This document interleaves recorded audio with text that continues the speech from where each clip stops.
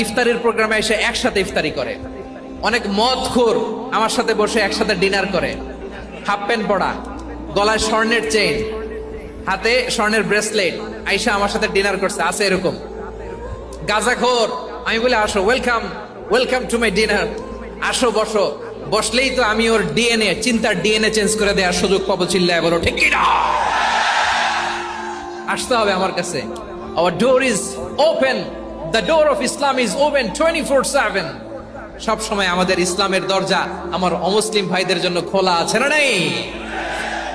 এই হাদিস থেকে দুইটা শিক্ষা। এক নম্বর শিক্ষা, প্রতিবেশী মুসলিম হোক অমুসলিম হোক, যান, অসুস্থ হইলে একটু আপেল নিয়ে যান, আঙ্গুর নিয়ে যান, কমলা নিয়ে যান, তাদের সাথে ভালো আচরণ করেন।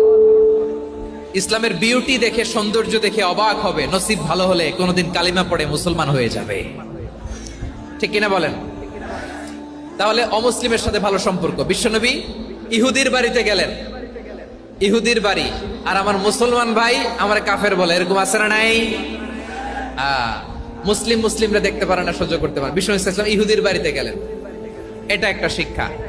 আরেকটা শিক্ষা হলো, ভাইরা ধাক্কা মেরে এসে সামনে এসে কি লাভ? প্রোগ্রাম তো শেষ হচ্ছে, এখনই শেষ হচ্ছে। তো এই যে আমাদের বকশি ভাই ওয়াদা নিল, হাত তোলালো, মিম বলে এত কথা বললো, তো আমি জেলায় জেলায় যে খালি হাত নাড়াই তোমাদের জন্য নাকি? হ্যাঁ, হাত নাড়াই শুধু। এই ধাক্কাইতে ধাক্কাইতে এদিকে এসে হাত নাড়াইতেছে, হয়েছে তো, দেখলাম তো, ঠিক আছে, মাশাআল্লাহ, অনেক সুশৃঙ্খল, অন্যান্য যে কোনো জেলার চেয়ে অনেক সুশৃঙ্খল। আমার দিকে তাকাও, আমার দিকে তাকাও, ঠিক আছে। এই যে দাঁড়িয়ে আছে, একটা ছেলে নড়ে না, দেখছেন? মাশাআল্লাহ মাশাআল্লাহ মাশাআল্লাহ। হ্যাঁ, এইভাবেই। আর কয়েকটা মজাদার কথা আছে, শোনো। এই হাদিস থেকে আমাদের শিক্ষা হলো, আমার প্রতিবেশী যেই ধর্মের হোক আমি সম্পর্ক রাখবো। অসুস্থ হলে যাব, কি বলেন ভাইরা? যাবেন না? যাবেন না আপনারা?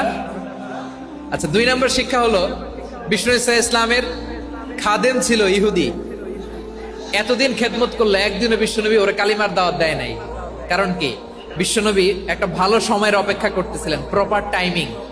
দাঈর কাজ হচ্ছে দাঈ ইলাল্লাহ, সে হচ্ছে সুযোগ সন্ধানী। দাঈ সুযোগ খোঁজে, কখন দাওয়া দিলে ব্যাটে বলে হবে, ঝোপ বুঝে কোপ মারে, ঠিক কিনা বলেন? বিষ্ণু ইসলাম ভালো সময়ের অপেক্ষা করতেছিলেন, দেখি ভালো সময় আসুক আসুক আসুক আসুক। আস্তে আস্তে এমন সময় আসছে, ছেলে এবার মুমূর্ষ।